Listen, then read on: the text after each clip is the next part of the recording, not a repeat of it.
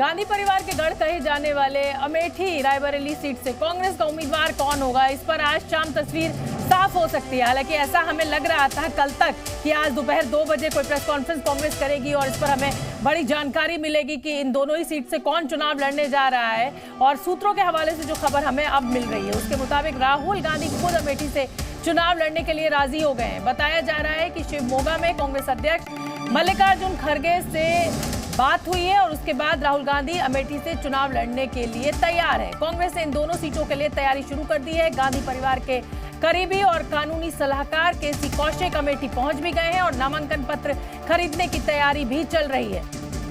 शिवमोगा में हुई मल्लिकार्जुन खड़गे से बातचीत और अब राहुल गांधी मान गए हैं। तो अमेठी रायबरेली को लेकर आज माना जा रहा है कि आज शाम तक ये घोषणा हो सकती है। कल दोपहर में 3 बजे तक नामांकन भरना है। 24 घंटे से कम का वक्त बचा हुआ है और अभी तक कांग्रेस ने अपनी सीट तय नहीं की है अमेठी और रायबरेली। और हालांकि उधर बीजेपी भी कुछ कम नहीं है। बीजेपी ने भी रायबरेली से अपने उम्मीदवार की घोषणा नहीं की है। वो कांग्रेस की रणनीति पर अपना ध्यान लगाए हुए है और उसके बाद ही पता चलेगा कि बीजेपी में रायबरेली से किसको टिकट दिया गया। अमेठी और रायबरेली में नामांकन दाखिल करने के लिए अब 1 दिन का ही समय बचा हुआ है। जैसा कि मैंने आपसे जिक्र किया, 24 घंटे से भी कम का समय बचा और कांग्रेस के टिकट पर अभी भी सस्पेंस बरकरार है।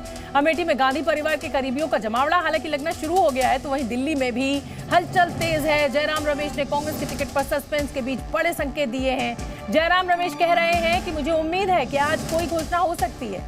उन्होंने ये भी कहा कि औपचारिक रूप से आज शाम तक इसकी घोषणा हो जाएगी। साथ ही जयराम रमेश ने कहा, हम चाहते हैं कि राहुल गांधी और प्रियंका गांधी चुनाव लड़ें, आखिरी फैसला उनका ही होगा।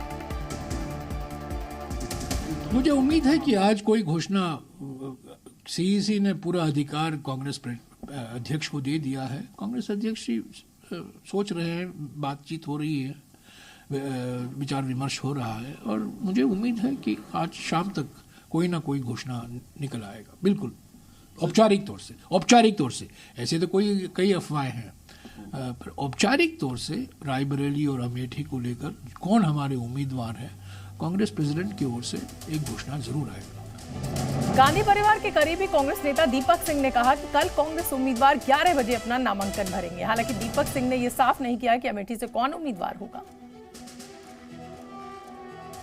कल 11 बजे कांग्रेस पार्टी नॉमिनेशन करेगी। हम गौरीगंज के अपने केंद्रीय कार्यालय से उठेंगे और वहीं से चलते हुए ढोल मजीरे नगाड़े के साथ, जनता के सैलाब के साथ कांग्रेस पार्टी का नॉमिनेशन कराएंगे। नॉमिनेशन किसका हो रहा है? देखिए, अमेठी का हर नौजवान, किसान, बेरोजगार, जिसे लगता है अमेठी का विकास छीना गया, जिसको लगता है अमेठी का अपमान किया गया, उन सब अपनी खोई हुई प्रतिष्ठा को वापस पाना चाहते हैं और राहुल गांधी और प्रियंका गांधी जी को यहाँ से प्रत्याशी के रूप में देखना चाहते हैं। केएल शर्मा रायबरेली में सोनिया गांधी के प्रतिनिधि हैं, उनका बयान भी आपको सुनना चाहिए। वो कह रहे हैं कि रायबरेली पर वो क्या कुछ कह रहे हैं, वो आप सुनिए।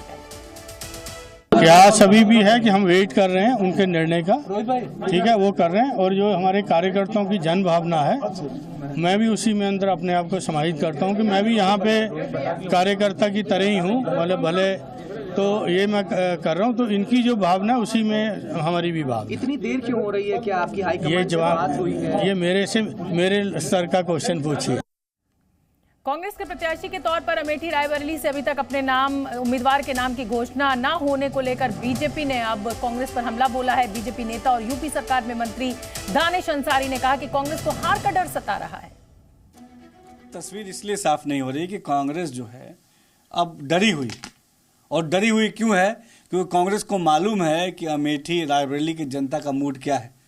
कांग्रेस को मालूम है कि उत्तर प्रदेश और देश की जनता का मूड क्या है। अगर कांग्रेस पार्टी को तनिक भी अपने ऊपर विश्वास होता तो अभी तक वहां से वो अपने किसी प्रत्याशी का नाम का घोषणा कर दिया होता, और खास तौर पे राहुल जी को वहां से अपना ऐलान कर देना चाहिए था, उनको विश्वास था। तो जी न्यूज संवाददाता रवि त्रिपाठी एक बार फिर मेरे साथ जुड़ गए 24 के राजपथ में। रवि, मुझे लगता है पिछले 1 हफ्ते से एक ही सवाल पर चर्चा में और आप कर रहे हैं, अमेठी और रायबरेली से कांग्रेस का उम्मीदवार कौन, और आज भी मेरा सवाल वही है। अब तो 24 घंटे से कम वक्त बचा हुआ है नामांकन भरने में, लेकिन ये माना जा रहा है कि अब शायद अमेठी के लिए राहुल गांधी मान गए। अगर राहुल गांधी अमेठी से तो फिर रायबरेली से कौन?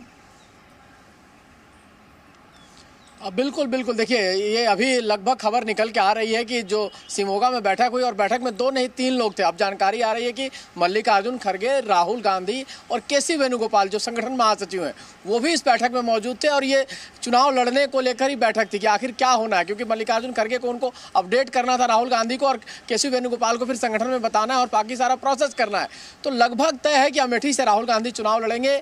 अब रायबरेली से कौन लड़ेगा इसको लेकर अभी भी संशय बरकरार है। प्रियंका गांधी से कोशिश की गई है, लेकिन प्रियंका गांधी सहमत नहीं है चुनाव लड़ने को लेकर, तैयार नहीं है, जो हमें जानकारी मिल रही है। और एक बात और जानकारी देना चाहूंगा, अपडेट है, क्योंकि इतने दिन से हम लोग बातचीत कर रहे हैं तो ये बात शायद नहीं आ पाई है कि कांग्रेस का तरीका ही यही है। कांग्रेस आखिरी समय में जाकर इस तरह से काम करती है और इसका एग्जाम्पल बहुत पुराना नहीं है। अभी सोनिया गांधी ने जब राजस्थान से नामांकन किया तो ये गौर कीजिए कि जिस दिन नामांकन किया 13 फरवरी को नामांकन किया, लगभग 12 बजे वो नामांकन करने पहुंची। जब 9 बजे वो जयपुर पहुंच जाती हैं तो 11:30 बजे कांग्रेस की लिस्ट आती है। कांग्रेस का जो लिस्ट जारी किया जाता है कैंडिडेट्स का, तो 11:30 बजे लिस्ट आती है और 12 बजे सोनिया गांधी जाकर नामांकन करती हैं। तो आप समझ सकते हैं कि कांग्रेस पार्टी का अंदाज क्या है, तरीका क्या है। तो इसमें कोई हड़बड़ाने वाली बात नहीं है, ये तरीका है उनका। हालांकि थोड़ा सा सस्पेंस बना हुआ है, थोड़ी नाराजगी भी हो रही है, बीजेपी इसका फायदा भी उठा रही है, उनके कार्यकर्ताओं में थोड़ा जोश भी हो रहा है, अलग अलग बातें हैं। लेकिन कांग्रेस पार्टी या तो यूं ही चलेगी जो दिल्ली में कहते हैं ना, वैसे ही चलती है कांग्रेस पार्टी। लेकिन रवि इसको भले ही बीजेपी कह रही है कि भाई बहन भाई डर गए हैं या वो हिम्मत नहीं जुटा पा रहा है, गांधी परिवार, खुद प्रधानमंत्री नरेंद्र मोदी ने भी कहा है, कुल मिलाकर कांग्रेस के नेता इस रणनीति कह रहे हैं। इसको कैसे समझा जाए, ये कैसी रणनीति है? क्योंकि जितना डिले आप उम्मीदवार का नाम घोषित करने में लगाएंगे, उतना ही आप समझ रहे हैं कि जो कार्यकर्ता जिनको जमीन पर ये प्रचार करना है उनके बीच में कंफ्यूजन है। तो कहीं ना कहीं ये जो देरी है, और अब राहुल गांधी क्योंकि अमेठी के लिए तैयार हो गए ऐसा कहा जा रहा है, तो ये देरी जो है वो कांग्रेस के लिए जरूर महंगी पड़ेगी। हो सकता है महंगी पड़े। मैंने आपको एग्जांपल दिया था कि पिछली बार भी राहुल गांधी का इंतजार हम लोगों ने 5 घंटे एयरपोर्ट पे किया था वोटिंग के दिन, और राहुल गांधी नहीं आए थे। तो कई बार देर का नुकसान होता है, लेकिन कांग्रेस की अपनी थिंकिंग है। कांग्रेस मान रही है कि इसके बहाने कार्यकर्ता एनर्जाइज हो रहे हैं, डिमांड और ज़्यादा आ रही है। राहुल गांधी को कोई परिचय और कैंपेन बहुत ज़्यादा करने की जरूरत नहीं है। ये मैसेज देकर जाना है कि हम चुनाव लड़ेंगे, हम यहाँ रहेंगे, हम मजबूती से लड़ेंगे। चूंकि गांधी परिवार की पुरानी जमीन है, अपनी जमीन है, जिसको कहा जाए अपनी जमीन इन लोगों ने खो दी है, तो उस जमीन को पाना है, उसके लिए लड़ना है। तो ऐसा नहीं है कि राहुल, बीजेपी भले ही कहती है कि साहब राहुल गांधी ने छोड़ दिया है अमेठी को, लेकिन राहुल गांधी ने छोड़ा नहीं। आप भी जानते हैं, न्याय यात्रा लेकर पहुंचे थे राहुल गांधी। छोटा सा जवाब। बिल्कुल बिल्कुल। राहुल गांधी भारत जोड़ो न्याय यात्रा इसी वजह से लेकर अमेठी गए। देखिए, ये भी स्ट्रेटजी के तहत है कि आपको उस जगह को छोड़ना नहीं। अगर उत्तर प्रदेश से आप क्रॉस कर रहे हैं और अमेठी और रायबरेली को टच नहीं करेंगे तो आपके ऊपर सवाल खड़े होंगे। इस वजह से वहां गए भी, वहां एक फीडबैक मिला, वहीं से ये चीज शुरू हुआ कि अब राहुल गांधी अमेठी से चुनाव लड़ना चाहिए, क्योंकि जनता का जो मूड इनको दिखा उस समय, और उसके बाद फीडबैक लिया गया। उसमें निकल के आया कि अगर राहुल गांधी चुनाव लड़ते हैं तो जीत भी सकते हैं, और जीत और हार का जो डर है, इसी वजह से इतना लंबा ये मामला खींचा है। लेकिन अब लोगों ने कहा कि अगर आप रायबरेली से चुनाव लड़ते हैं तो इसका मैसेज वही जाएगा कि फिर आपने अमेठी छोड़ दिया और रायबरेली चले गए, भाग गए। तो ये भागने का मैसेज भी नहीं देना चाहते हैं। और अमेठी से चुनाव लड़कर हार या जीत जो भी हो, लेकिन मार्जिन बहुत कम होगा, क्योंकि लोग वहां नाराज भी हैं, एंटी इनकम्बेंसी भी है। इसका फायदा कांग्रेस उठाना चाहती है, और राहुल गांधी चुनाव में जाकर ये टेस्ट भी हो जाएगा और ये मैसेज भी चला जाएगा कि हमने अपनी मैदान छोड़ी नहीं, हम चुनाव लड़े, भले हारे या जीते। लोकतंत्र में ये सबसे ज्यादा जरूरी है कि टक्कर मजबूत होनी चाहिए। स्मृति ईरानी को भी केक वॉक नहीं मिलना चाहिए अमेठी में, और दोनों ही नेता, बड़े नेता जब आमने सामने होते हैं तो ये जनता के लिए भी अच्छा है कि भाई कौन हमारे मुद्दों को सशक्त तरीके से उठाएगा। लेकिन अब मेरे मन में फिर अगला सवाल है, और अगला सवाल ये है कि अगर अमेठी से जीत या हार तो देखिए 4 जून को पता चलेगी। अगर अमेठी राहुल गांधी जीतते हैं तो राहुल गांधी ने शायद ये भी साफ कर दिया है कि वो वायनाड नहीं छोड़ेंगे। इसको कैसे समझा जाए? हालांकि ये कोई औपचारिक किसी ने नहीं कहा है, खुद राहुल गांधी ने नहीं कहा है, लेकिन जो खबर हमें मिल रही है।